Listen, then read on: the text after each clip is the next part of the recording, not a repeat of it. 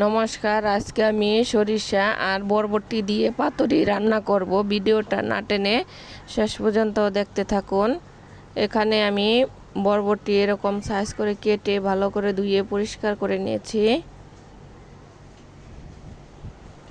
এখানে সরিষা ভালো করে ধুয়ে পরিষ্কার করে নিয়েছি হলুদ সরিষা আর কালো সরিষা শিলনোড়া বেটে নেব। এখানে নিয়েছি আদা, রসুন, পেঁয়াজ আর অল্প একটু জিরা বেটে নিয়েছি পেঁয়াজ কুচি, কাঁচামরিচের ফালি। কড়াই বসিয়ে দিয়েছি, কড়াইটা গরম হয়ে গেছে। এখন দিয়ে দিলাম তেলটা গরম হলে দিয়ে দিব গোটা জিরে। হালকা লাল লাল করে ভাজা হয়ে গেলে দিয়ে দিব পেঁয়াজ কুচি, কাঁচামরিচের ফালি। নেড়ে চেড়ে 2 মিনিটের মতো ভেজে নেব।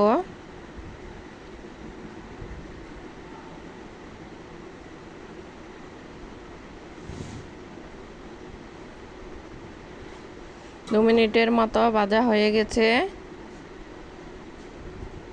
এখন দিয়ে দিলাম বাটা মশলা। ভালোভাবে নেড়ে চেড়ে 2 মিনিটের মতো ভেজে নেব।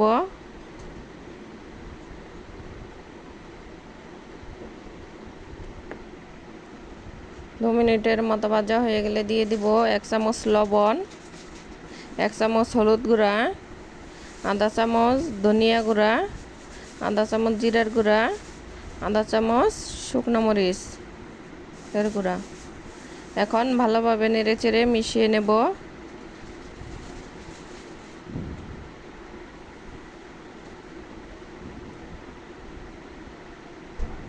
দিয়ে দিব অল্প একটু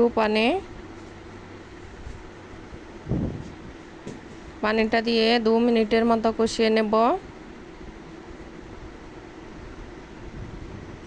2 মিনিটের পরে দিয়ে দিব এর মধ্যে বরবটি।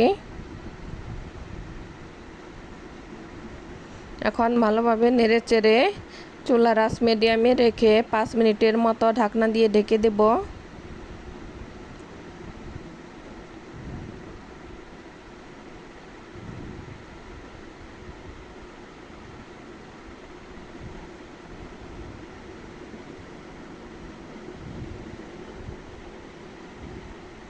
পাঁচ মিনিট হয়ে গেছে, ঢাকনা সরিয়ে নিয়েছি। এখন ভালোভাবে নেড়ে চেড়ে মিশিয়ে নেব।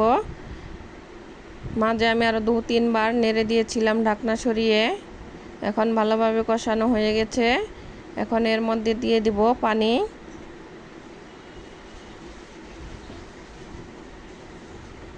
পানি দিয়ে ভালোভাবে নেড়ে চেড়ে মিশিয়ে নেব। চুলার আঁচ হাই হিটে রেখে 7-8 মিনিট অপেক্ষা করব। ভিডিওটা যদি ভালো লাগে অবশ্যই লাইক করবেন আর কমেন্ট করে জানাবেন কেমন হয়েছে। নিত্য নতুন ভিডিও পেতে আমার এই চ্যানেলটি সাবস্ক্রাইব করে রাখবেন আর বন্ধুদের সাথে শেয়ার করবেন। এখানে সরিষাটা বেটে নিয়েছি, দিয়ে দেব এখন সরিষা বাটা।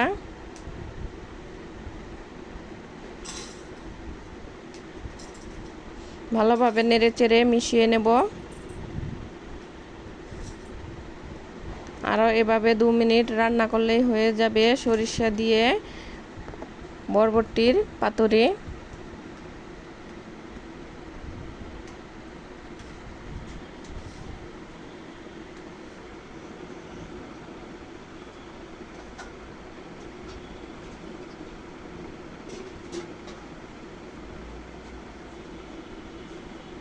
দু মিনিট পরে ঝোলটা শুকিয়ে এসেছে।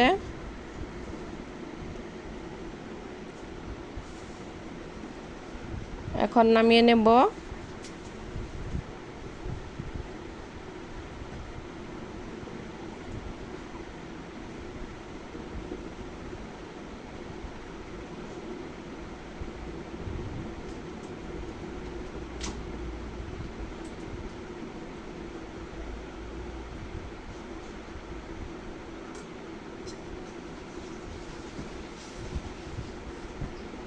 পরিবেশনের জন্য রেডি। যদি আমার ভিডিওটা ভালো লাগে অবশ্যই লাইক, কমেন্ট, শেয়ার এবং সাবস্ক্রাইব করবেন। শেষ পর্যন্ত দেখার জন্য ধন্যবাদ।